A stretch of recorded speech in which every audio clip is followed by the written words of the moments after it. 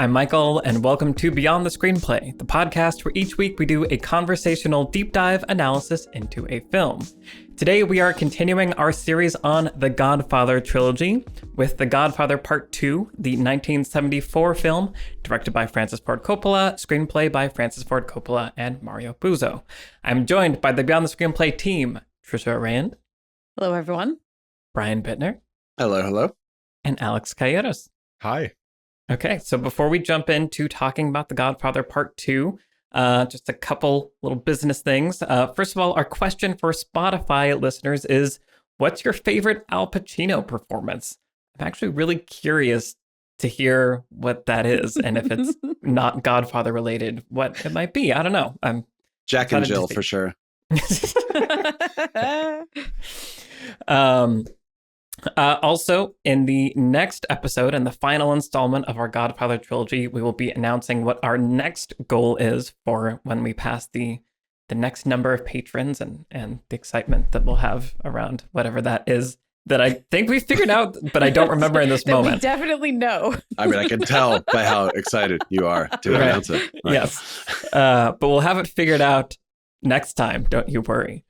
And then lastly, a reminder that we are doing the Book of Boba Fett as our What We're Watching series right now. So we're going week by week and recording episodes on our reactions and thoughts on Star Wars and all that stuff. So all that is happening over on the Patreon. So now let us talk about The Godfather Part II, the movie that many people think is the best sequel of all time, better than the original. Like, this is, I think, for a long time an IMDb top 250. Godfather Part II was ranked higher than The Godfather, if I'm not mistaken. It's not the case today, but I think for a while that was the case. And so I think that definitely colored my expectations going into this movie. I'm just like, oh, wow, people say it's even better than the first one.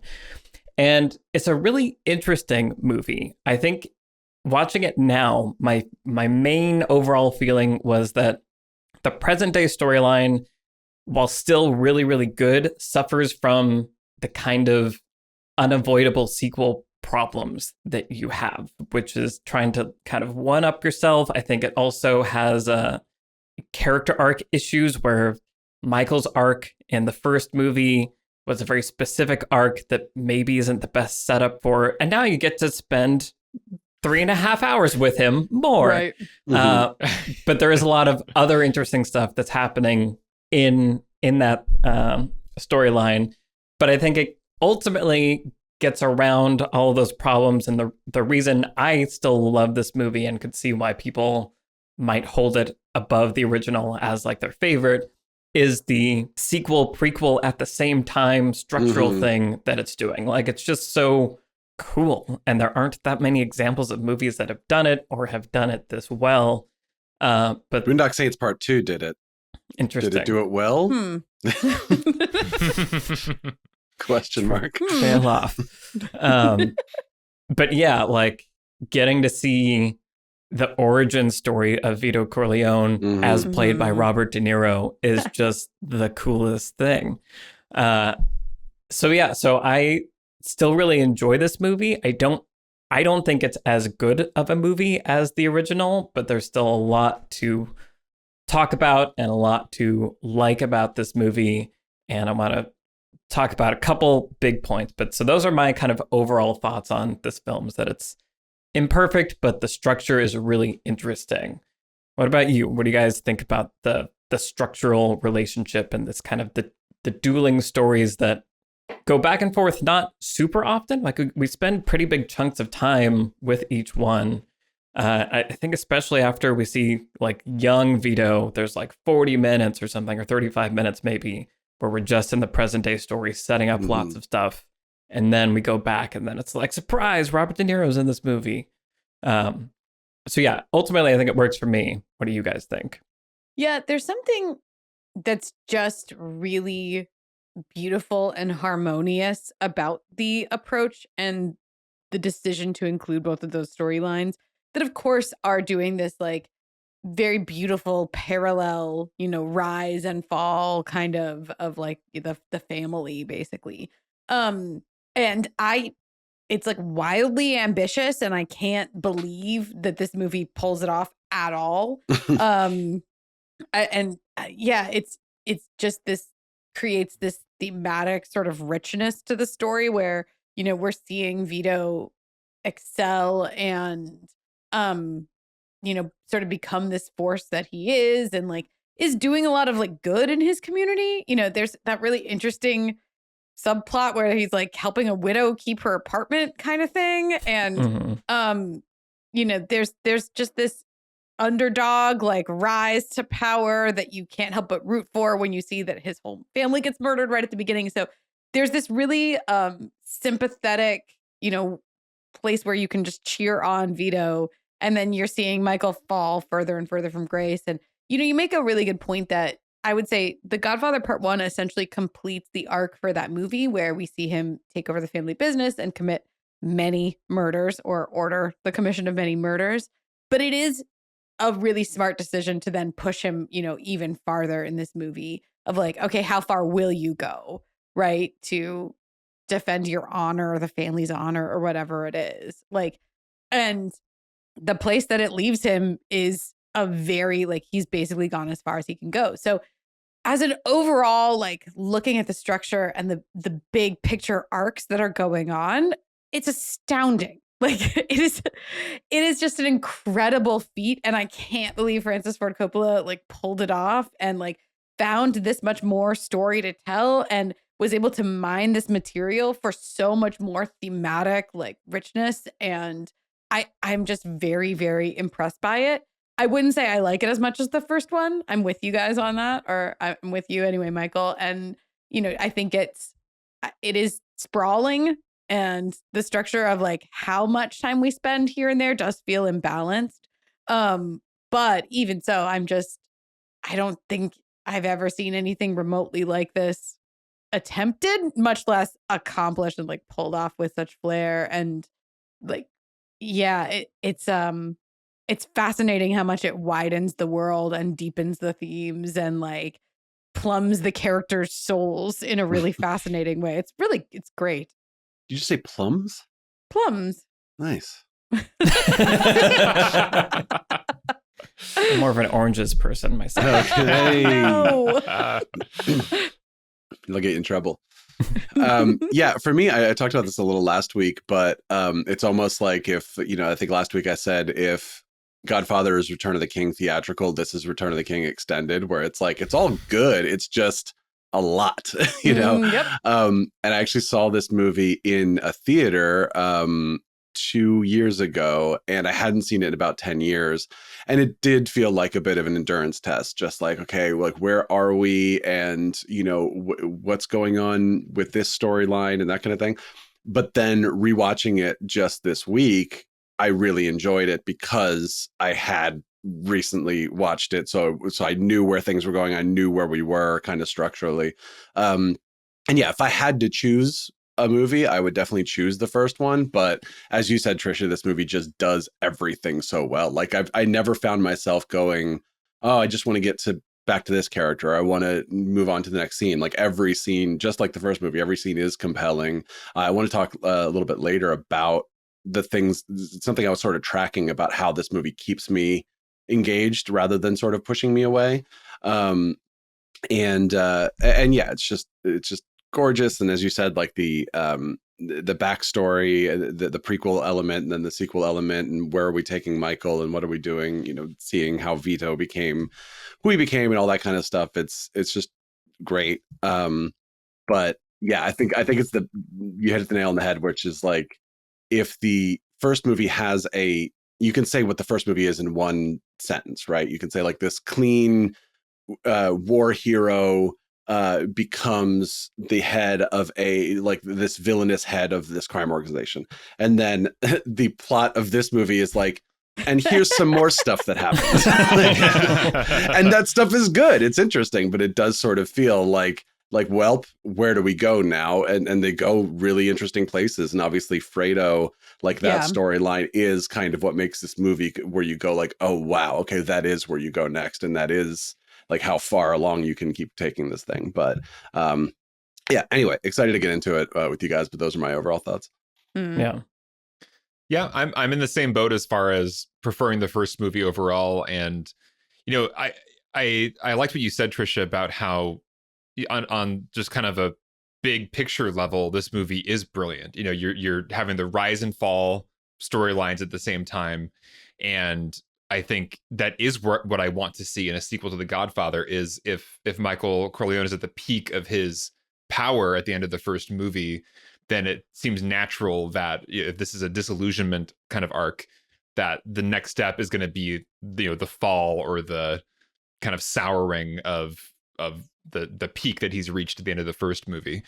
And I think for me, the reason why I do get somewhat disengaged at parts of this film or can't quite track the emotional beats the way I can in the first film is that I think the dominoes that fall, that push Michael to go to more and more extreme places and to, ruin his family, kill members of his family, like the way they fall, I'm not tracking it as like, strongly as I want to.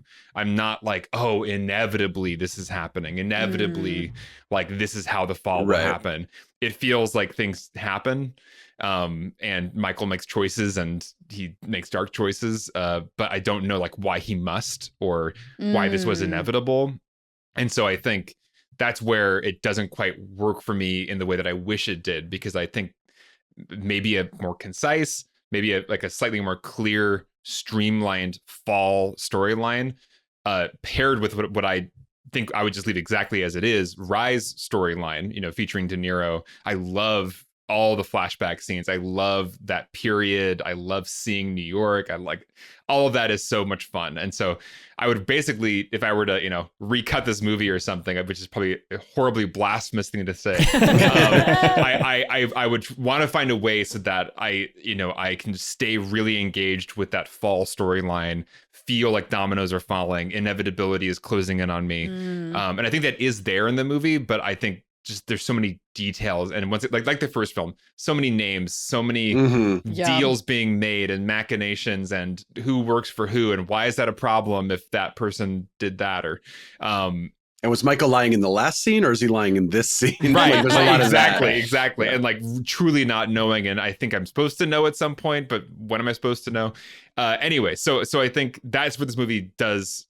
I have trouble with it is I see what it's doing and the final images and the final scenes hit so hard and then it does work, but I don't feel like I was guided there in the way that I wish that I want to. So we can talk about kind of why that might be and what is different about this movie than the first one, where in the first movie, even if I don't follow every detail, I still feel like I'm on a trajectory and there's a clarity to that trajectory for me personally. Yeah, well, and I think what you pointed out just there, Brian, also is a root of a lot of it for me, is because I have the exact same feeling that you do, Alex, of getting lost in the dominoes. And I think part of that seems to be intentional on the part of the filmmakers, where to a certain extent, maybe they're trying to create, the audience sees things the way Michael does a little bit of like, they're not sure who they can trust. And maybe everyone is to be suspected a little bit. But it also is clear that Michael knows things that we don't as audience. And so, yeah, there are two scenes back to back where he says that other like person A was the one that there's no easy way to like, I'm not going to try to do this metaphor or whatever. But basically he like the two people that might have double crossed him, he tells both of them that he knows the other one did it. Yeah. But we don't know which is which. And so like, it's cool that Michael is doing all this maneuvering to, bring down his enemies or position himself however he wants to. But I was left being like, well, is it Pentangeli or is it Hyman Roth? And who's the good guy and who's the bad? Like, is anybody the good guy? Is anybody the bad guy? What does Michael really want with the Hyman Roth? What are we doing here? What's his end game? And I feel like there's so much time spent on Michael maneuvering through all of that and in Cuba and all that stuff, where I don't know exactly what Michael actually wants the outcome to be. Right. Right. Because I think there's a way to do this where I understand Michael's plan and so there can be twists and surprises where Michael was wrong, or maybe there's a one piece of the plan was not told to us to give us a surprise. The way we talk about heists, if you don't know everything, then you can have a surprise or whatnot. But I don't know almost anything about his plan or what he wants, and even has he soured on this deal with Roth from the beginning of the story? Like, was it already bad, or does he truly look up to Roth like this kind of surrogate father figure? Is that genuine? And there's a real betrayal happening there. So that is there's kind of a opaqueness to all that I want to access that story and really understand it. And maybe I just got to watch the movie a few more times. But I think it's difficult on the first couple of viewings, at least, to really understand who's who and what's what. Yeah. Right. And part of it is like, I want to say that part of all of this is not half, but it's a decent chunk of the fun of a Godfather movie actually is like trying to put it together, right? With like big sprawling epics like this, you want, the chess game itself is kind of the entertainment. And so like the movie is, challenging you to look at all the angles and think about all the players and consider for yourself who's betraying who and like why they might be doing that. And so, it kind of comes with the territory a little bit. And I'm reminded of other like heist movies and I don't know, for some reason, for obvious reasons, the one I keep thinking about is Heat. And that has the same kind of sprawl to it, right? Where it's like there are these two sides and they're making moves and counter moves and like people are betraying other people and there's all these, you got to like watch watch your back and like kind of keep your eye on all the angles. And that is one of the fun aspects of the movie. And if you do figure it out, you're able to like, I don't know, it makes you feel like you unlocked something special or you're like a part of the family now or something, right? Where you're like, oh my God, okay, I get it. Where Michael said that to that guy and that was all like a setup to get this result. And like, brilliant. He's, he's a genius. And it gives you that like special reward when you can do it. Like, and so that's just, I think, I'm with you guys. I haven't seen this movie enough times for that to have like all the way happened for me. But if you are watching it for the first couple of times and you can like remember, like write down every character's name, I guess, and like blot it out on a murder board and figure it out. Like and like there were times this time when I was watching it and I paused it and I was like, hang on. And then I like did the calculations in my brain of who is on whose side and why Michael just said what he said. And I'm like, it's great. It is great when it all, when the puzzle pieces come together, it is really satisfying. And so I think that probably, I can't prove it, but that's probably one of the reasons people love these movies is how complex they are. You don't want a Godfather plot that's too neat and tidy and like just about nothing, right? It has to be like insanely complicated and also have these like detours and dead ends and stuff where it just like, and we go over here with, we talked about the horse head in the guy's bed in the first movie. And it's like, that has nothing to do with the main plot of the movie. Right. But it's just one of these like dead ends over here that feels, interconnected for character reasons and stuff like that. And so I'm not going to get into the Godfather Part 3 yet. But I do think that overall Godfather Part 2 walks that line pretty well, where it's giving you enough knots in the plot that part of the fun is kind of trying to untie them as you go through it.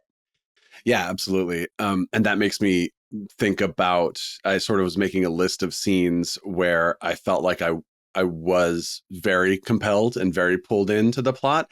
And I think it's like this, when these movies are, I'm going to say at their worst because it's The Godfather, but like when these movies are doing the thing we're talking about, it's when there's been like 45 minutes between like the last time we heard a character's name and a time when the character is like revealed to have done something, right? Like, oh, it was Solazzo. And it's like, wait, what? Who, or whatever, like that kind of, But what this movie does really expertly is juxtaposing two scenes next to each other that tell a sort of mini story. So you get these little vignettes almost. So in the De Niro timeline, you've got the landlord, the first meeting with the landlord where he's like, who are you? Get out of here, whatever. Yeah. And he's like, yeah, it's my friends about me. And then you cut right to the landlord coming into his office and stumbling. He can't get the door open. So I gotta, scene. Yeah. Right. It becomes a Marx Brothers movie for a minute. Yeah, exactly. And then, the Hyman Roth scene where he first sits down with him, Michael sits down with him and they're like, I want everything to go smoothly and da-da-da. And then the next scene is him telling Fredo, it was Hyman Roth who tried to get me killed. And again, we don't necessarily know which thing is which, it's in some of those scenes, but we know by putting them right next to each other, you are telling us that there is some sort of conflict, some sort of, what's the word I'm looking for? Like dissonance here between these two ideas. The $2 million never made it. Cut to Fredo coming in with $2 million. And then obviously the main one is the Fredo meeting Johnny Ola for quote unquote the first time. Like, oh, we've never met. And then 45 seconds later, it's like, Johnny Ola told me about this place. And Johnny Ola is the one who calls him like 45 minutes earlier in the movie, but you're not going to remember that, right? And that's where this movie would fail if they're like, remember that phone call you got 45 minutes ago? Remember the name of the guy who called? Like, no, of course I don't. So but by what this movie does really well is it takes two scenes and puts them right next to each other. So you have not had time to forget that the setup and the payoff. And then when it is an exception, it's something like The Senator, where he's so memorable from the beginning of the movie that when we get sort of the horrifying scene with him like an hour in, we remember who he is. And then when we see him again at like the press hearings, we remember who he is because he's such a memorable character. You're allowed to get away with it there. You're not allowed to get away with it when it's like there's 8 heads of families and we're going to like tell you all their names. And then 45 minutes later, we're going to tell you one of their names. And you're going to be like, I have no idea who that was, but okay. Yeah. I mean, I think you guys are absolutely right in that part of the fun of these movies is watching the chess game being played, but it's also, chess is a game of perfect information where you can see all the pieces on the board. Right. And so movies can't be like that because then it wouldn't be fun, but it is hard then to get that right balance. And so my experience is, like you're saying, Brian, scene to scene, the way it's all coupled together, I'm like, oh yeah, there's stuff happening. Like Michael is playing chess right now. Mm-hmm. I don't know what the state of the board is, but like these people are playing the game. And that's enough to be like impressive. And, all of the scenes are great. And the performances are great. Like nothing in this movie is sloppily done. Like that's so far away from what this movie is. It is interesting also that the change from the first one to this one in terms of, like you were saying, Trisha, the epicness and the sprawlingness of it. And I remember bumping on that probably the first time I saw it as a teenager because, I liked The Godfather. It was like dark and they were inside all these like really, cave feeling underexposed, like interior places. And then The Godfather 2 was like, we're in Nevada and we're outside and there's a lake. And it's like, it didn't feel Godfather-y to me because it was going to all these other places. This time I didn't have that issue as much, but it is interesting the kind of the things that you kind of have to trade in when you're widening out in scope, stylistically and all these other things. And I think that's also why having the prequel storyline helps keep it grounded because that does feel Godfather-y, quote unquote, like from start to finish. Mm-hmm. Like the Senate hearings are a really good example of what you're talking about, where it's just like, wait, this is a Godfather movie? Right. and it works. Like those scenes are great, but it just feels so out of left field when you think about the sort of aesthetic and the feel of what the first movie set up. Right. Yeah. When part of, I think, what was fun about watching it back to back this time with the first Godfather was seeing the kind of sequel thing of we're starting with the party scene and it's going to be like a mirror to the party scene in the first movie. You've got the new Godfather Michael doing the thing you do at Godfather parties. Apparently. Yeah, just like have like a meeting room where people get in line, and that was it was just fun to watch that and see the kind of parallels throughout the movie, where it's like we are making a sequel, and we know that you've seen the first one and have expectations, and the kind of callbacks. I thought all of that was really well done, where it kind of knew what a Godfather movie was and was kind of mirroring back some structural things and some just kind of set pieces from the first one, but it's a new story, new characters, and it's a different trajectory that we're on with this one. It was fun to realize how much of a sequel it was this time around. Mm-hmm.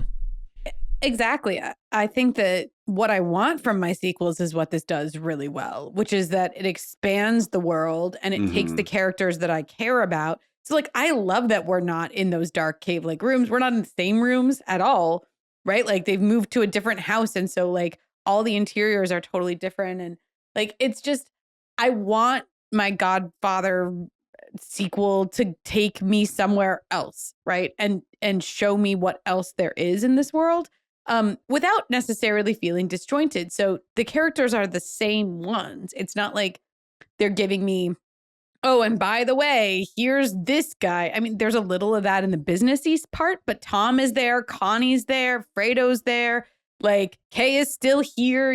All these people that I really care about are back, and we've got Vito in the other storyline and everything. And so like a lot of that stuff is, but they're not like those characters not treading water. They're doing new things. They've been naturally changed by the course of time and the events of the previous movie. I love seeing who Connie is now at the beginning of the movie, right? Connie's such an interesting character. I love everything about her arc. But like, she's so different now. Like she was this, knocked around, like battered wife in the first movie. And now she's like living her best life and is kind of like, a party girl and, like so glamorous and, trying to, get out from under sort of the family thing for a while and be her own person in a way that like puts her into conflict with Michael. But she's not the same person. Neither is Fredo. He kind of is, but he's doing different stuff. Tom is different too, because the events of the first movie have kind of changed him.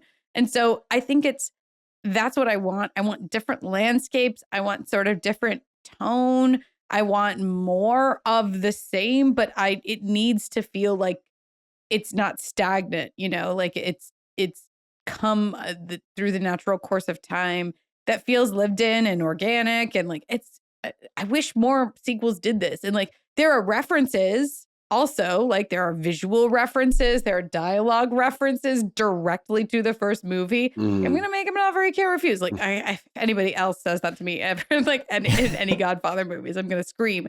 But so they're doing something on purpose, right? Like it's not like Francis Ford Coppola doesn't know what the most famous, like iconic things are from The Godfather. Clearly he does, because here they are back again. But they don't feel like winky at the audience or like purposefully fan servicey. Again, they basically are able to work them in organically. In this film, check back in with me on Godfather Part 3. God, I wish I hadn't watched it before we did this podcast. Yeah, I'm still kind of blissfully ignorant. Like I know I've seen it, but I don't remember hardly anything. So. But anyway, in terms of its sequelness, I just feel like it does strike that right balance of different enough, but also like grounded enough in the first one, familiar enough from the first one. And that's hard to do. And it feels like these days studios don't let you do it. Right.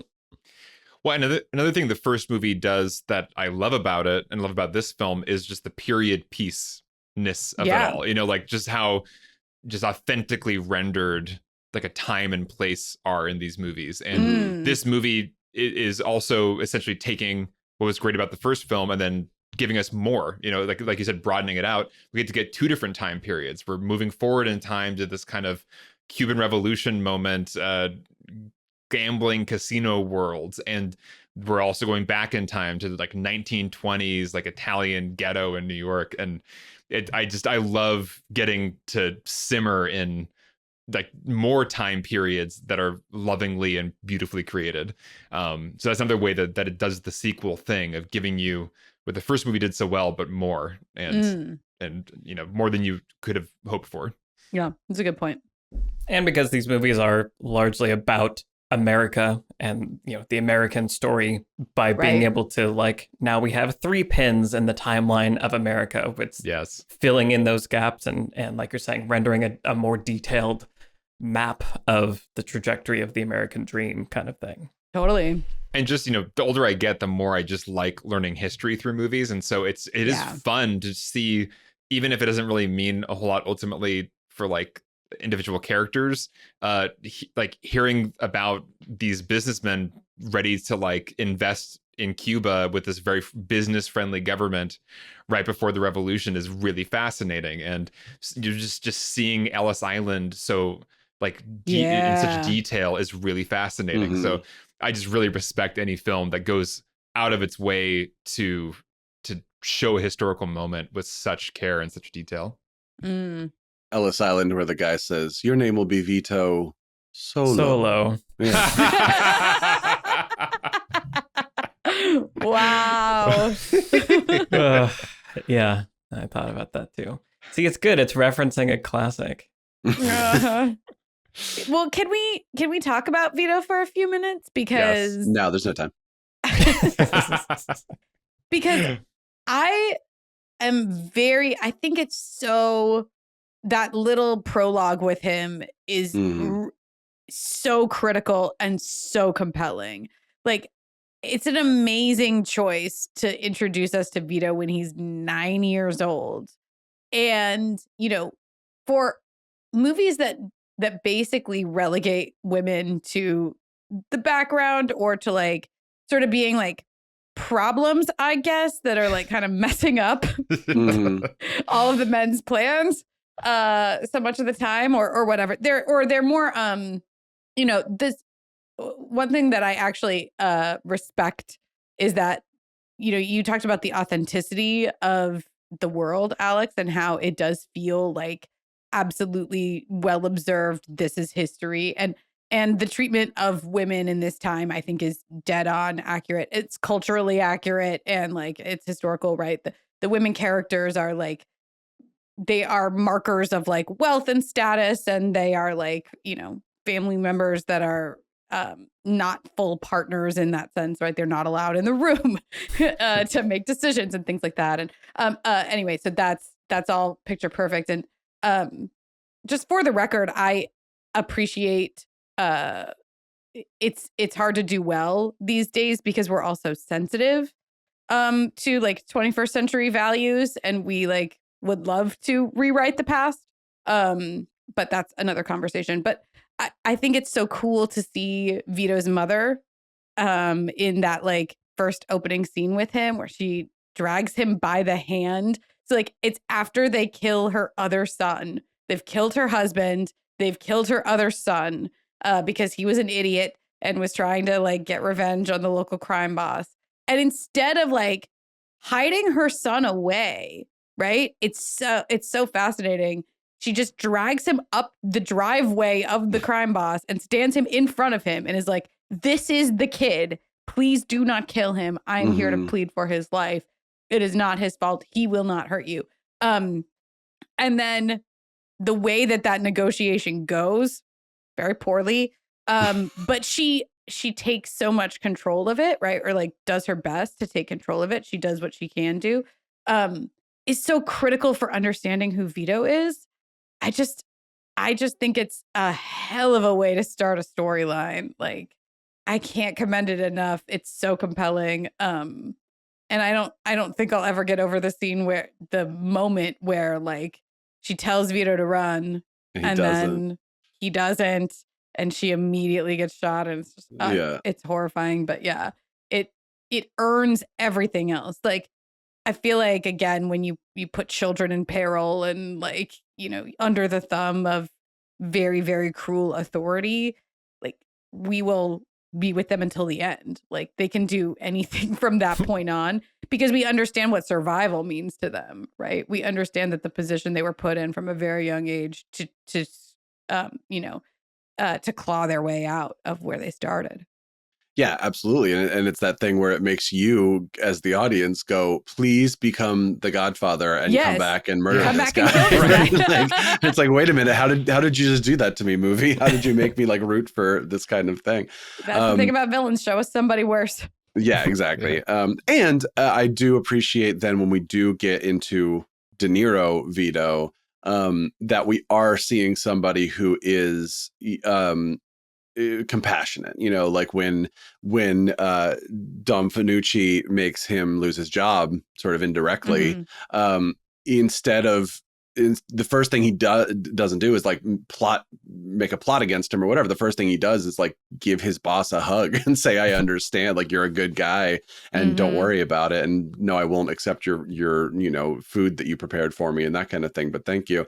So you have these sort of like the very easy, look at this kid, his family got killed kind of stuff, right? But then you also have compassion and complexity within the character juxtaposed against Michael, who is going further and further down this dark path. And it's like, I'm not saying everything that Vito Corleone did in his life was sort of moral, obviously, but we are seeing him do things for kind of more or less the right reasons in this movie, whereas Michael, we're seeing less and less of that. Right. Well, I think, what Vito has is he does have values. He does have some kind of moral code, or just he kind of believes in something. And I think when we cut back to Michael, we don't really know what he believes in or like what it's all for anymore. There's a sense of community and a sense of taking care of other people in Vito's life. And in Michael's life, he's not doing this for a community or for his family. Like it's none of that. It's almost like paranoia and who's out to get me and who can I beat in this game. Right. And it's a very different code of conduct or morality than we see Vito exhibiting. Yeah. It actually reminds me a lot of Breaking Bad, basically, which is the plot of that show. You start out with the characters like, I'm doing this for my family. I'm doing this for my family. And then at a certain point, and minor spoiler, I guess, for the last episode, he finally admits for the first time to himself, like, I did it for me. I did it because I like doing it, and that is sort of, we're seeing the De Niro Vito genuinely doing it for his family, and then sort of as the two Godfathers over the course of their lives, how that can shift. Yeah. It's really interesting. I was trying to think about like what is this movie trying to say about Vito, about Michael, about America, about family, about everything, because I feel like it's talking about a lot of things. Yeah. And I think I need to see this a bunch more times to really feel like I can like get my hands around it. But a scene that I'd completely forgotten is the final scene, basically, where there is this super like flashback. It's not a super flashback, but it's a flashback to, around the time of the original Godfather, where like Sonny's there, like the whole family is there. They're gathering because it's a surprise birthday party for Vito. And we kind of learn the context of like the war is going on, and it's the day that Michael has gone and signed up for the army, and he's going to go defend his country. And that makes Sonny really upset. And he's like, those people are saps because they risk their lives for strangers. Your country's not your blood, etc. And I like cannot figure out how to feel about that scene or what it's trying to signal to me. Because then it ends with, slowly the family members leave kind of one by one from that room, and Michael's there left alone at the table while the rest of the family is yelling surprise for Vito and kind of celebrating. And then obviously it cuts to the final shot of Michael sitting alone, old, very not happy. And so I guess I just want to like hear from you guys what you make of that, because on one hand I feel like Michael in the first Godfather, him choosing to, be a war hero and not do the crime family thing felt like a good thing, like a positive moral place from which he was starting, that then we saw him slowly descend to. So in my mind, the world of the film holds, Michael's choice to defend his country as like a good thing, quote unquote, morally.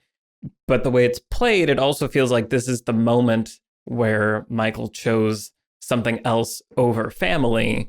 And we're sort of seeing that choice moment juxtaposed with where it ultimately left him, where he's just murdered part of his family and he's super alone and all that stuff. So I was really wrestling with trying to figure out how I felt about all that. So I'm curious to hear your guys' thoughts or anything that came to your head while in those moments. Yeah, I was also trying to grapple with all this because it almost seems like that scene's doing a few different things at once. There's the warmth of that scene, and even when people are upset at each other, there's like a love in that room, and it's kind of before things go sour. So it's before Connie marries this guy who ends up being a wife beater, and it's everything's like there's like hope and possibility in the air in that room, and it's a complete family. The family hasn't splintered apart yet, and I think that is just in such stark contrast to where Michael's family is, where it's just the most, just horrible situation with his kids and his wife. Everybody's miserable and nobody's happy. There's no love in that house anymore. He just killed his brother. It's like the opposite of the kind of completeness and warmth of that dinner table. So on the one hand, there's that where it's kind of like, this is a scene about what this family was, and under his stewardship, look what it's become. Like if we were following Vito's story from the time he was a kid up, and this is like the end of Vito's story, basically, like this is like, these are the fruits of his like labor. Like he did manage to be, yes, he's a mob boss, but he was kind of this like weirdly ethical mob boss, like as ethical as you can be, and like he took care of people in a way that created this sense of like love and completeness in his home. And the way Michael has taken that mantle has like actually just dissolved all of it, and it's a cold, empty, sad house now. But then, like you said, Michael, then there's the weird like other aspect of Michael choosing to join the army and kind of wanting out of the family, and the fact that he stays alone at the table while they all greet the father. That's also like this other, you could read that as like a dramatic irony of he was never supposed to be in the position that he ended up in. Like he did want out, and this wasn't the path that he wanted. So I don't know. Yeah, it's I don't have a clear single thing to get from that scene. Yeah. Well, one issue is the fact that Coppola had to rewrite it that day when Brando didn't show up. Yeah. I was wondering what was going on with that. Yeah. That's hilarious. That was like, it must be a conscious choice not to be showing him. Right. So there's that, obviously. And then he still went and cast him in Apocalypse Now. Like, oh, man. Right. Yeah. Glutton for punishment. Okay. Yeah. But no, I mean, I definitely read it.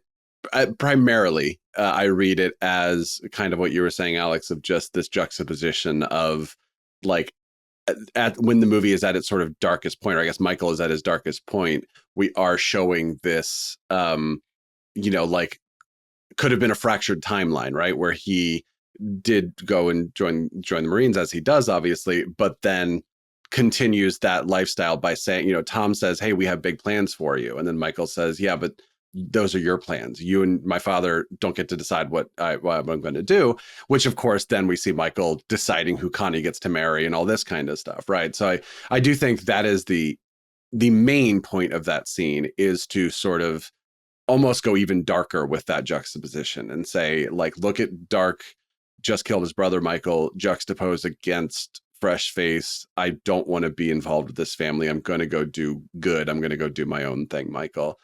Whether it achieves that, and with all the stuff you guys are talking about, I don't know. But to me, that's the main point of it. Yeah, I mean, echo what you guys are saying.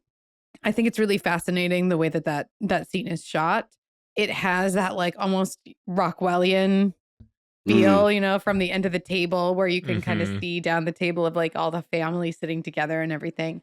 And so yeah, it's sort of signaling to you like the idyllic Italian American family, but Here are the family values and this the warmth to the scene and everything. They're sharing a meal, right? Sharing a meal together is one of the most basic trust exercises that you can do with anybody. And I think it's really interesting. I would love to just spend an hour talking about food in these movies. It's all really fascinating. But so I think that, that's all a part of it. I think that the generational father-son aspects are really on display in this scene. Vito is this giant of a man to everyone, right? He's the Godfather. And I don't think, it's interesting that the title of the book and the title of these films is The Godfather. And I can only think of it as referring to Vito. So even in The Godfather Part II, it's I understand that there's a dual meaning where it's also about Michael and, he's Don Corleone now and whatever. But I still think of it as being about Vito, right? And he is this mythic figure, this rags to riches, capitalist American, giant of a success story, right? He's incredibly came, on the boat as an immigrant, as a child with nothing and quarantined in a room for 3 months by yourself when you're 9 years old at Ellis Island and all of this stuff. So it is just this sort of mythic American figure that is not real in so many ways, right? Is a myth, and a myth to which his sons are measuring themselves against, right? Sonny and Michael and Fredo, poor Fredo, are measuring themselves against this. This is their measure of what a man is, right? And there's so much in these films about men and masculinity and may your first child be a masculine child, right. And all of this stuff. And so it's that's Michael's obsession also about his son that that doesn't make it, right? That Kay ends up deciding not to keep the baby, which is, we can get to that scene too. It's it's very intense, but there's this real pressure placed on sons to be like their fathers, and their fathers are these figures that they are supposed to emulate and become, and there's no way to succeed at it. Sonny can't succeed at it, Michael can't succeed at it, right? And Fredo can't succeed at it for various reasons, right? They all have these things, and part of it is because Vito isn't real. It feels like these movies are telling us a story about a man that isn't a real person. There's just no way to for them to continue being this ethical mob boss. It doesn't exist. And you can't hold all of these things at once.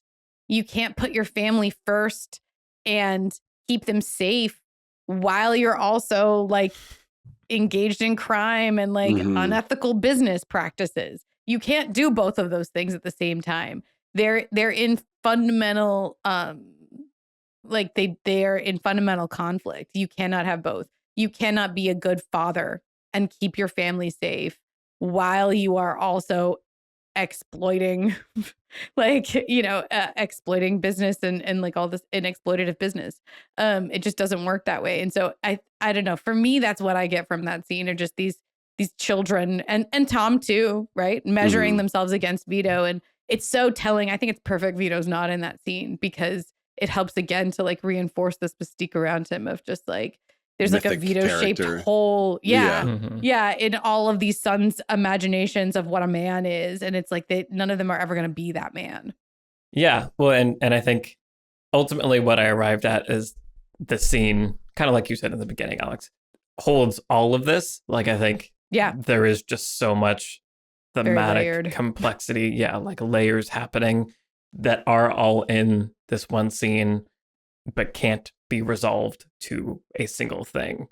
And that's frustrating, but I think that's, part of it and part of this whole system and the family that we're seeing happen, all of the context around it, all the things we've been saying. And so anyway, I thought it was a really interesting scene that I really didn't remember from seeing it before. But this time I was like, how could I not remember this scene? Like now it's the only scene I can think about after watching these two films back to back. Mm. Well, yeah, speaking of memorable scenes, the scene that always stood out for me, even from my first viewing, was that scene where Kay finally confronts Michael and reveals that she had an abortion. And I think that scene was always so like cathartic because it's like I want more with Kay, and I do want to like be with the women in this world more and understand like what's going on with them. And we are denied their inner life for long stretches of the film. And I always find one of the lines she says that is so interesting and is making kind of a thematic statement. She says something about like this whole Sicilian thing like needs to end. She kind of like referencing the fact that it was going to be a boy, and it's almost like, I'm not going to let you keep doing this thing, this father-son thing that has gotten so like twisted in her opinion. Like we're not going to do that to the next generation. It's going to stop here. I'm like, I have the power as like the wife, as like the childbearer. I have this power actually in this relationship to stop it right here and now. I think that was just such an interesting scene when thinking about the whole father-son, the Vito-shaped hole and all that stuff. You've got this kind of changing times, new generation, and it's like, there's this in the Corleone family, there's this feeling of like, we're going to just keep repeating the patterns of our kind of family history as if times aren't changing, as if we're not now in the late 50s, almost into the 60s in America. Maybe this old world thing we're doing is just not tenable anymore. And I think Kay is kind of part of the untenability of it. Like she cannot just submit to this pattern anymore. So yeah, I always found that scene very cathartic, and I think I wish there was more of that in the film, because I like having Michael confronted and having her wield this power over him is just a very intense and cathartic moment. While also being like totally heartbreaking that like that's the only kind of power it's devastating. Have. Yeah, right, absolutely devastating. Right. Yeah. Like that's what makes it so intense that all those things are happening at once. Yeah, there's this beautiful like little mini arc in that ends in that scene. But it's the scene where Michael comes in and he sees Kay and she's sitting and I think she's sewing by the window. It's like he's heard that she's lost the baby, right? And so he comes in and the house is all completely quiet, right? Which is interesting because I talked in the last movie about like the presence of children and how like noisy and disruptive they are, which signals a variety of things, but also like chaos and danger. And the house is totally and completely quiet. And Kay is sitting there at the window and I think she's sewing, but she doesn't see him. Right. And so we can see in Michael's face this like image of who his wife is. Right. He's like feeling so sad for her because in his mind, she lost the baby and she must be so sad. And like, but she's got her back to him and she never turns around. Right. And she like never sees him basically. And then he just kind of leaves in that scene. And then he goes and he talks to his mother, which I think is so interesting. It's like the only time we hear like She gets Mama scene. Corleone say anything. But it's like sort of the crux of the thematic question that Michael is asking. Like maybe my dad lost his family, right? Like in trying to keep his family, maybe he lost them. And she's like, well, you feel that way because you lost your child, but you'll have more children. Right. And like, again, it's kind of speaking hope into this. And it's kind of that last, you mentioned earlier, Alex, that there's a little bit of a disillusionment arc. It's actually, according to K.M. Weiland, would be more of a corruption arc. Which is, in K.M. Weiland's book, Creating Character Arc, she makes a distinction between the two. And this is like sort of the quintessential corruption arc, and, Shakespearean archetypes are in there as well. But there is always a point at the crisis in a corruption arc where there's a glimmer of hope, right? Where it's like, this is the crisis of Michael, where he's like, am I doing the right thing? Maybe I'm not. And searching his soul. And we think he might choose like a good way out of this. And it's learning that Kay is not at all the person he thought she was, and did not at all experience what he thought she did when she lost the baby. That seals Michael's fate, and that like ultimately seals Fredo's fate and the fate of the family, right? Because that hardens Michael's resolve into like being more controlling, right? It's sort of this like, right. Dad tried to control the family and he kind of lost his way, maybe, sort of that open question that he asked his mother, and then learning that like, wait, I don't have control of this family. People are openly defying me left and right. And my solution is clamp down. And it's that scene where I'm like, first of all, I'm like, he's going to kill you. The look on God, it's so scary when it cuts to him. It's like there will be blood. It is. It cuts back to him. And I'm like, dear God, like how could you say this to Michael Corleone? But that's also the scene where I know he's going to kill Fredo, right? Like, I know that he's done searching his soul. He's made up his mind about what kind of man he's going to be. And so, yeah, it's that really beautiful little turn at the crisis where you think he might choose the way out. And then it's that scene that's just like, nope, Kay has cemented it all because he's realized he isn't in control, and like she's betrayed him in his mind the same way that Fredo did. The same, right. It's all mixed in there. Yeah, heavy movie. Lots of stuff going on. Yeah. There's like so much we haven't even touched on at all. I know.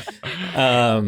Well, yeah. Why don't I move into lessons, and we can continue to investigate it through the lens of lessons.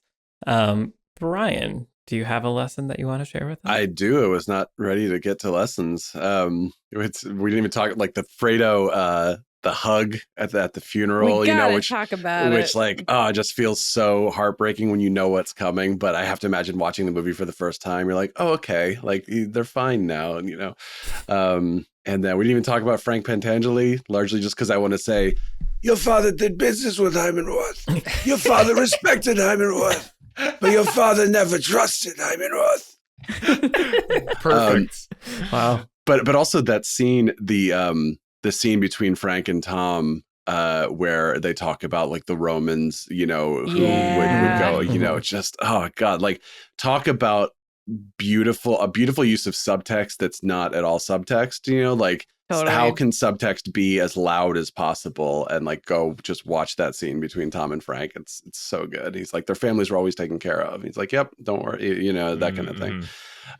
But my lesson is I was thinking about the sort of cinema verite, the documentary feeling of these movies, and I was trying to sort of track where it comes from and what makes it work so well. That feeling that you are just immersed in this world, and they just sort of put a camera there, and you are sort of watching these characters exist. And there, obviously this has been talked about plenty, and there are plenty of things, but I was just thinking like these movies specifically, what does it well? And a huge thing that comes to mind is just these wide shots where there's just so much going on, and there's like something going on in the background when the landlord comes in to talk to Vito. There's like a guy like doing the sign on the window or whatever, and then there's always like someone go. Even when Vito says like, "I'm making an offer, don't refuse," presumably the first time he's ever said that, like there's people walking by, like, so you don't even get a close up of him saying that iconic line. It just sort of is happening while other people are walking by, and so there's just always like there's people buzzing around in the background. So it just makes it feel like they shot a scene in the middle of this crowded street. Right. And then there's just sound design things, like when you're in Sicily, there's just like birds chirping. And, even talked about in the first movie, how in the midpoint scene, like the sound design is diegetic. So it's like all the things that are happening in the character are happening outside in the world too. There are shots where it feels like the camera wasn't expecting a character to walk into frame. So when Hyman Roth's, I guess, wife comes in to give them like coffee, like we never even see her. It's just sort of like the camera is focused on these two men. And that's like thematic too for what the scene is doing. But it also just makes it feel like, oh, this person walked in and the cameras weren't set up to like shoot another person. But again, it makes it feel like you're a fly on the wall for this scene. And the obviously the quality of the film, this like muted, soft feel that it has, and just so many little character moments. Hyman Roth asking for a smaller piece of cake. There's just so many things where it's just like, oh, they didn't have to put that there, but it just now I feel like I'm watching Lee Strasberg, like one of the inventors of theater, like just act, and or not act really, just like be himself. And so point of all this is I was thinking, today, when do we get this in movies? And we get it in dramas for the most part. We don't get it in big blockbuster movies. I'm watching Red Rocket right now, which is the from the filmmaker who did the Florida Project, which is like the Florida Project is like the most this kind of movie making that we see these days. But it's like dramas are already characters being together, right? So it's like that's just like an extra layer of reality, but you don't get it in these big blockbuster movies. They've tried with things like having Jon Favreau direct Iron Man and Louis Leterrier direct Incredible Hulk, Gavin Hood directing X-Men Origins Wolverine, Chloe Zhao directing Eternals. It's like those movies are very different in terms of their quality, but it's like, what if we got this realistic, like down to earth filmmaker to direct this like superhero movie? And it's like, that can work until cartoons kick trains at each other. And then it's like, I don't really feel like I'm believing this world anymore. But I think that I guess my lesson is I want to see more of that. And I want to see more movies try to really push this feeling of I am just really genuinely immersed in this world, and I don't need every, and it doesn't work for every movie, obviously. Some movies you want to see every shot beautifully, like call attention to itself and stylized and stuff. But I feel like so many genres other than drama could benefit from what The Godfather does, which is takes this big, sweeping, epic, blockbuster type story and films it in this kind of documentary style way where I feel like I am a fly on the wall of this world and watching it. That went a lot of places, but that's kind of the general thing I was thinking about as I was watching this movie. Yeah, totally. Yep. I like it. Agreed. Well, my lesson is actually a little bit related to that, which is that I was thinking about how both of these films use crowds and extras, and it's masterful. Like it's so masterful because it creates, and I've talked a little bit about this. I think it was like in Batman Begins podcast. I talked about like party scenes and like crowd scenes and how they immediately create stakes, right? When like if there's a scene between two people and they don't get along, no one cares, right? And they're like in a room by themselves, no one cares. But if you put 30 other people around them in the room, it immediately makes the scene really uncomfortable. And we all start to like really get worried because there's human collateral around. Like, and so if the disagreement escalates, then it is going to get exponentially worse. Like two dudes in a room could kill each other and we would be like, all right, well, those guys died. But if they start shooting at each other and there's 30 people, 50 people, 200 people around, it immediately creates stakes. And these films, that's part of the reason why they feel so big and so epic, is that so often the like murders and or just like the family business, the dirty laundry is just out there for the entire world to see. And the, streets are packed with people, or the party is absolutely packed with people. And so like, yeah, I don't know. I was just thinking about like Fredo's wife getting drunk at the opening party. It's like, woman, you are gonna get Fredo killed, like, because you can't just be acting this way at this party, right? Like, but if it were a small, intimate family party, no one would care. But it's like, it's this aspect of the frontward facing, the face of the family, right, is at stake. And so every single gesture, every single way that you behave outwardly towards the world, imperils the family potentially. And so I just think it's really great. And of course, the most like the one of the best like utilizations of this is the scene where at New Year's where they're like on that big packed crowded dance floor and Michael says, I know it was you, Fredo.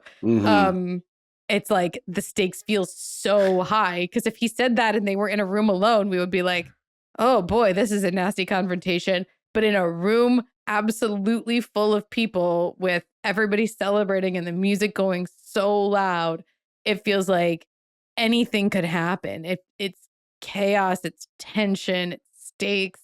So in conclusion, maybe put 50 more people in all of your confrontation scenes in your screenplay. I don't know. Yeah. Real quick, it reminds me of Love Actually, weirdly, where after Emma Thompson finds the necklace and then she confronts Alan Rickman about it, but there's like people coming up and saying hi to her and she has to like Emma Thompson really her way to just be like, hey, good to see you. And then like continue the conversation she's having with her husband. Right. Yeah. Yeah. I mean, so that both of your lessons are kind of my lesson or what I was thinking about the most, I think, reflecting back on like the filmmaking of this and that scene, right, where like you're talking about Trisha, I know it was you, Fredo, you broke my heart. So much is happening to make that scene so tense and electric in the filmmaking beyond just the story point, the plot point of what's happening and the revelation that Michael knows. Like that's all dramatic. But to kind of what you were saying, Brian, the filmmaking is there's this texture to it and like enough patience with it and the use of the crowds, the use of the sound. It's not a intense Hollywood musical score making us feel the emotions. It's the sound, it's the chaos, it's the setting, the context, the people, all these things. Like the design of the scene is there to create this kind of electric tension that amplifies the content, the simple lines of dialogue and the simple action that's happening, so that we not only understand intellectually what this means, but we feel the stress and all of the just the electricness of it is the word I keep coming back to. Like I feel like I'm in there and I can feel just the emotions buzzing. And I think it's just to your point also, Brian, about the filmmaking and having other genres borrow a lot of these techniques. Thinking about the beginning of the movie where they're on the lake and it's that party scene. Like to your point, Trisha, there's a ton of people there, but like an Iron Man movie could have a ton of people. That's like, here's our wide shot. Look, there's a party going on, and immediately we go inside and like the end. Right. But this movie takes time. We see Frank, go up and like interact with the band, and like you really get a sense that there's like people are right. We're like in the moment. I'm like, who is this guy? Why is this happening? Why is it going on so long? But it makes you really feel like there are people there, like lives are happening. Yeah. And that, the actions that are then happening inside are going to affect those people. There's like a texture and a believable world outside of, the walls of what's happening. So yeah, I think that's just, it's so many things are happening in this film to make that happen. So it's hard to just like name it. This is the thing that it does. That is the technique you used to use. But I feel like that midpoint scene with Fredo is like where it all kind of, there's a nice crescendo in that, and the way it explodes and just it feels like alive. Like it feels like the film is alive in that moment. And so many movies don't feel alive a lot of the time. Yeah. And just really quickly, it's also the gesture, right? The kiss is such it's such a classical image. It's like a classical juxtaposition of like the intimate gesture with the like combative, spirit of it, or the betrayal of it, right? So it's like very Judas, kind of betrayed with a kiss. It's like very harnessing something that is like deep in our storytelling like lore as like a symbol, right? It's a symbol that we understand that's being brought in here. That's just, again, when you can harness something that's like ancient, like an ancient symbol of intimacy that is like then connected with betrayal, you get a lot of you get like emotionality from your audience for free because you're like taking this classical symbol out of like, ancient literature. So also the Al Pacino's performance is quite something. It's like, well, and it's also an intuitive gesture, right? You know that this is something you do with someone that you love. Right. And that is the reason Al Pacino hates him so much in this moment, is because of the love that was there and is breaking. Yeah, exactly. Yeah. Both these movies have very good middle sections. Mm-hmm. Thumbs up. 5 stars. Alex, what's your lesson? Yeah, mine's pretty simple compared to the complexity of all that. But it's kind of just like Save the Cat, like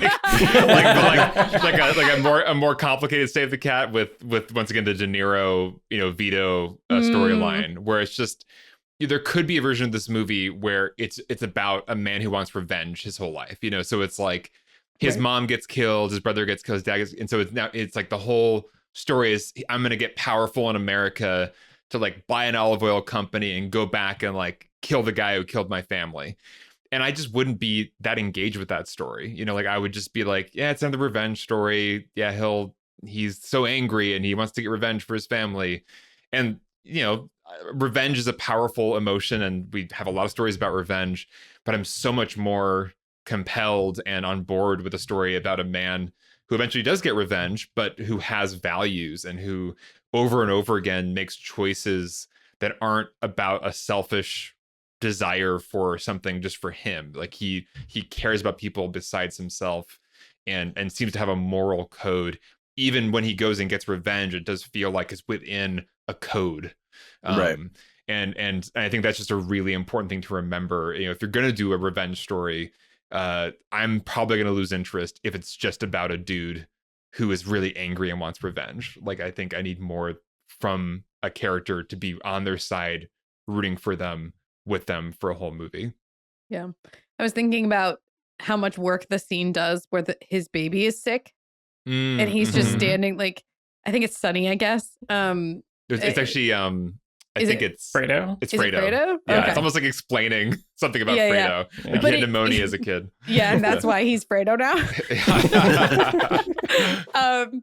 But it just, all we see is Vito standing there looking at his sick child. And it's just like, again, the sympathy you get from that, like how dire his situation is, like how tenuous he feels like his position is in this world, right? As an immigrant and as somebody who doesn't have prospects or real opportunities. And like, it's just a doctor attending to like a sick baby. But again, I love that the movies about families should have kids in them. And it seems obvious to say, but they should.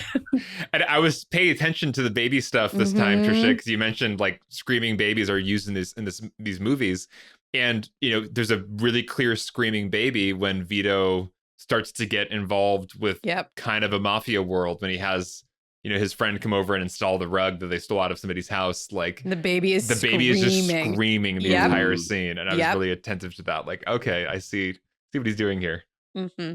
Yeah. I also love the slow crossfades between timelines. So it's like Michael tucking in Anthony, and then it just slowly goes to Vito looking at Santino, and it does that a few times. It's just always so gorgeous. Yeah, all the crossfades are beautiful. Yeah. Yeah, and to your point about the revenge thing, Alex, I think it's revenge is a driver, it's a goal, it's the thing that's going to happen at the end of the story, and it's either going to go one of two ways. And so it's like, you can't rely on that as, the thing that we're invested in the whole time. I think it's more interesting, like you're saying, is that it's what is the character going to be driven to do or become? Like, what are they wrestling with? What are they sacrificing in order to do this thing? And so, and I think that's, again, what this movie is doing with its brilliant juxtaposition of Vito and Michael's storylines. And to your point also, Trish, about this being called The Godfather, and how Vito, The Godfather as a name, as a, position, is, one of family and, taking care of. It's like it's a term of love, right? It's not a, like, he is the evil vengeance man. Like, that's not his nickname. It's The Godfather. It's a family thing. And so I think that is an interesting part of that contrast that's happening is seeing Vito rise to power, but as the Godfather, as someone that is taking care of people, whereas Michael is kind of clinging to power by jettisoning all the caring that he has and the people closest to him. And that's just another, by calling it the Godfather, I think you're also getting some of that thematic conversation in there. Definitely. Dense movie. There's an intermission in it also. I'd forgotten about that. Yeah, thank Which God. I appreciate. Yeah, Right. 3.5 hours. Yeah. Should do intermissions. Also, we didn't talk about John Cazale, who just like died far too young, but his entire filmography is The Godfather, The Conversation, Godfather 2, Dog Day Afternoon, and The Deer Hunter. Wow. And he was in a relationship no misses. Right. And he was in a relationship with Meryl Streep for the last couple of years of his life. So like wins all around for John That man Cazale. lived. Yeah. Also, I was Bruno Kirby as like young Clemenza. I was like, wait, is that the guy from When Harry Met Sally? Like that's his friend. He comes with Carrie Fisher. Super random. Cool. Okay. Well, what have you guys been watching besides the Godfather movies? Trisha, what have you been watching recently? So I am nearly finished with it, but the 5th and final season of Search Party has dropped. And I've been watching it over the last few nights. I'm not all the way done, and I'm like so sure it's gonna have the most bonkers ending, and I cannot wait. Like, because this season is also just so, oh God, I love this show. Like, Alex, I know you've talked about it before, and we've talked about it together. Listen, if you love satire, like razor sharp, incredibly intelligent, like very, very well played on every level satire, Search Party is your show. Go and watch it immediately. Like, give every person that has written Search Party their own show. I don't care. Like, I want to see what these people are doing because they're so brilliant. Every season of this show, like, is wildly different than the season that came before. And they're all so good and so smart and just skewering different aspects of millennial culture.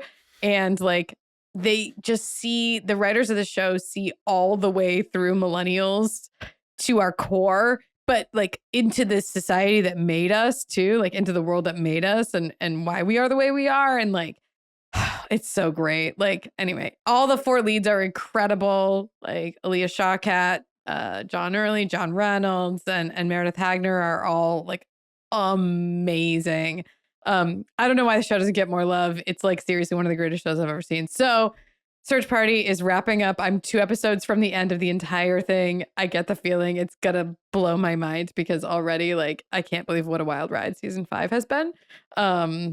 Please just go watch Search Party, I guess. So it's like officially like the series finale. Oh, yeah, this is the last season. This is, yeah. So I have 2 episodes to go. So I can't tell you how it actually concludes the whole series, but I will tell you that like I just want to go back and start the entire like show over and watch the whole thing again. And like, it's just so brilliant. I share all of Trisha's feelings exactly. So, thank you for voicing exactly how I feel. So good. I just love it so much. Feels so seen in the most uncomfortable way, and yes. like, yes, God, it's also like it's just playing with genre and like playing with like tropes and like it's not just. I feel like everybody feels like they have something to say about millennials. But nobody does. Only Search Party does. Anything that anybody else wants to say about millennials is boring and trite and like, you don't know us. But right. Like this is made by millennials who understand themselves. Yeah. In the most horrifying way. Yes. Like, yeah. God, it's great. Anyway. Awesome. Cool. Okay, great. Brian, what have you been watching? So I watched Tick Tick Boom on Netflix. Yeah. Mm-hmm. Which is a movie musical about Jonathan Larson, the writer-composer of Rent, writing and composing a musical that isn't Rent. So if that's not confusing enough, it's like his, I guess, second musical, which is called Tick Tick Boom, which is sort of autobiographical, basically, about him writing his first musical that we all know didn't become a hit, so no spoilers there, right? Because it's not Rent. But then in the movie, he is on stage performing songs and telling the story while also being intercut with us seeing the story it sound more confusing than it actually is. It's actually incredibly watchable and it's very easy to watchable. understand. It's just hard to explain what is actually happening. Right. It sounds interesting. All the But also, like, when you are watching the footage of the stuff happening, people are also singing there. So it's not just like on the stage, it's all over the place. But it works really well. It's very easy to understand. It's not, when I say things, words complicate for brain.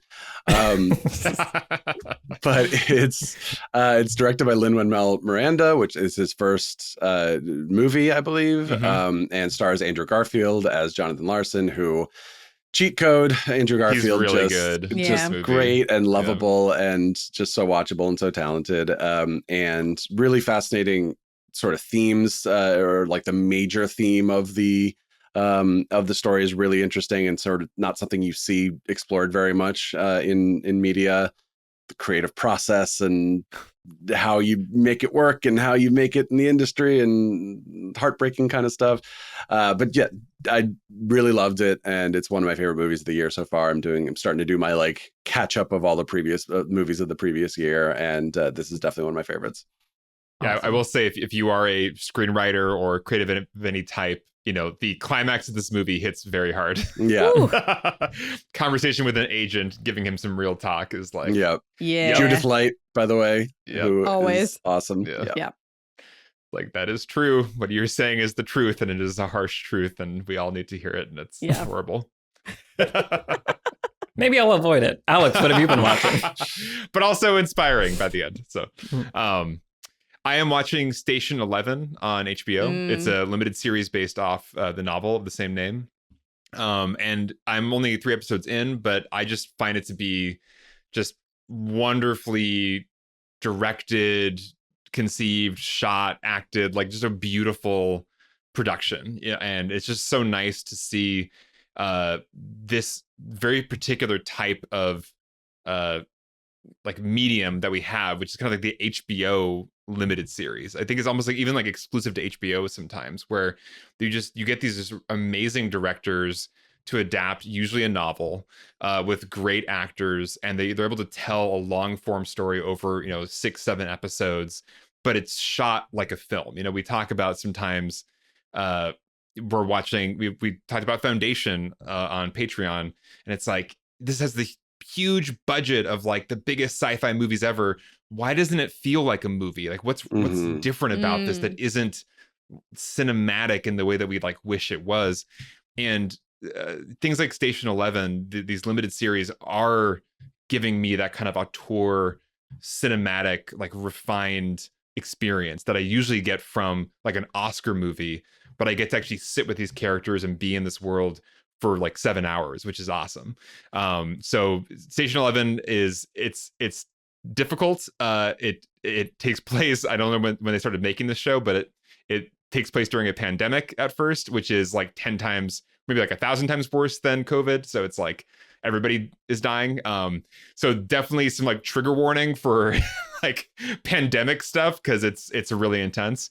But it's a post-apocalyptic story that is just really unique, because we jump forward in time, back in time, and the post-apocalyptic environment that it shows is not the usual. It's not the Mad Max post-apocalypse. It's this very grounded, almost like quirky universe where there's like artists who are traveling in a band, like putting on Shakespeare plays for like the random communities that are still left. It's like just people being people in like the aftermath of a collapse of civilization. And so it's just a really interesting approach to kind of the post-apocalyptic genre. And it's just a very human, very beautiful story. So I'm really enjoying it so far, and I can't wait to keep watching Station 11 on HBO. I am all caught up and can also recommend it. I also love the novel. It's probably my favorite novel I've read in the past several years. So If you're a reader, also highly recommended. The show does some very different things from the novel. I think they work. My friend who I was talking to does not think they work as well, but yeah, they make some really interesting choices. When you get caught up, Alex, I'll tell you one of the something that'll blow your mind. Okay. But yes, if you are a reader, go read the book also. Awesome. And Mackenzie Davis is in it, which Yes. is Who was perfectly cast as Kirsten. Like when I picture who I pictured in the novel, I'm like, yes. Yeah, nice. Like Mackenzie Davis can't go wrong. Yep. Yeah. Awesome. Michael. Well, speaking of actors that can't go wrong, so I finally watched Broadchurch. So Broadchurch, if you don't know, is this British show, and there's 3 seasons. I think that it's pretty clear. I haven't researched this, but to me, it seems pretty clear that the first season was supposed to be a standalone thing. The first season is amazing. Olivia Colman, David Tennant, Jodie Whittaker, lots of really great performers. It's like a British version of, there's a murder in a small beach town where everyone knows each other and the police officers have to figure out who did it. Like it's such a classic kind of setup for a detective story and solving a murder and a mystery, but then you get sucked into the lives of the people and the relationships, and you're constantly being like, oh, that person did it, and that person did it. What if that person did it? What if I did it? Like the whole time, you're just like, so I binged it pretty quickly because I was hooked. And it was, I know when we talked about the favorite, Brian, you mentioned like, having been an Olivia Colman fan for forever, and now I'm like getting to see the thing that, as I understand it, was kind of her big break in terms of now everyone knows how amazing she was. Yeah, for sure. Getting to see her do things with her face that seem impossible to do. It's like, wow, you've just always been amazing. So first season of Broadchurch, highly recommend. Really, really fun to watch. Indeed. Nice. And I do not recommend the American remake called Grace Point, which stars Anna Gunn and David Tennant as American himself. Why would you? If you want to watch an American remake of Broadchurch, I do recommend Mare of Easttown, though, because there you go. Yeah. I was gonna say, watching this, I was like, wait, did somebody working on Mare of Easttown saw this? Yeah. Nice. Cool, excellent. All right, well, this has been our conversation about Godfather Part 2. We have one more to go. Godfather Part 3, made 20 years later. That was another thing that struck me looking at the dates for Part 2 and Part 1, is that 2 years apart between the release of the first Godfather and Part 2. Like, that's really impressive, very considering all the things that we're saying and how well it pulls off all of that. Extremely, extremely impressive. Will Part 3 be? Tune in next week to find out. I'm so curious now. I'm so curious. I'm really curious what I'm going to make of it now. Excellent. Cool. Well, yes. Thank you to the patrons for supporting the show, for making it possible. Thank you to our producer, Vince Major. I'm Michael Tucker, and I've been joined today by Trisha Rand, Brian Bittner, and Alex Calleros. All of our Twitter handles are in the show notes. Send us a tweet and say hi, and we'll see you next week for The Godfather Part 3. Bye, everybody. Bye-bye. Bye.